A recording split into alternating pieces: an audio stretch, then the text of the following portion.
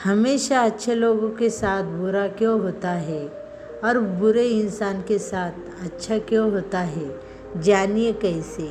कुछ लोग दुष्ट प्रकृति के होने के बाद भी उनके साथ सब कुछ अच्छा होता है।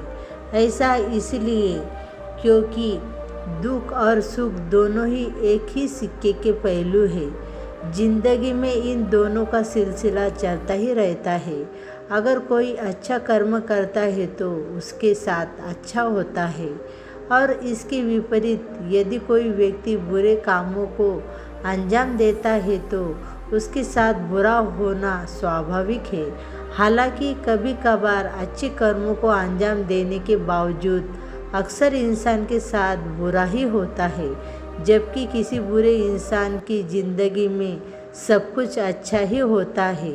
अब सवाल ये आता है कि यदि किसी जीव को उसके कर्मों के आधार पर उसका फल मिलता है तो फिर ऐसा होने के पीछे क्या कारण है।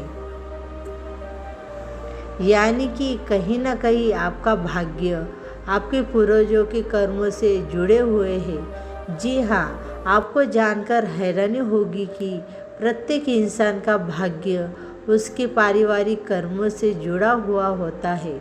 इसका सीधा अर्थ यह है कि आपके पूर्वज अपने जीवन काल में किसी तरह के काम किए हैं, उसके आधार पर भी कुछ हद तक आपका भाग्य निर्भर करता है।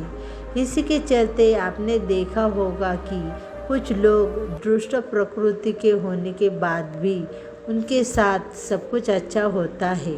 ऐसा इसलिए क्योंकि भूतकाल में उसके पूर्वजों ने निश्चित रूप से अच्छे काम किए होंगे।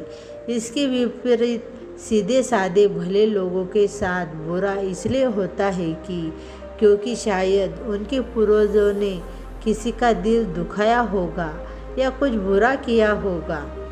हालांकि इसके साथ ही सबसे बड़ा सत्य यह है कि इन सारी चीज़ों से इंसान को कभी भी बेहद खुश या विचलित नहीं होना चाहिए, क्योंकि अंत में इंसान के खुद के कर्म से उसके भाग्य का निर्धारण होता है। जो जैसा बोएगा वो वही काटेगा। अपने कर्मों का फल इंसान को निश्चित रूप से मिलता है, बस सही समय का इंतज़ार करना होता है।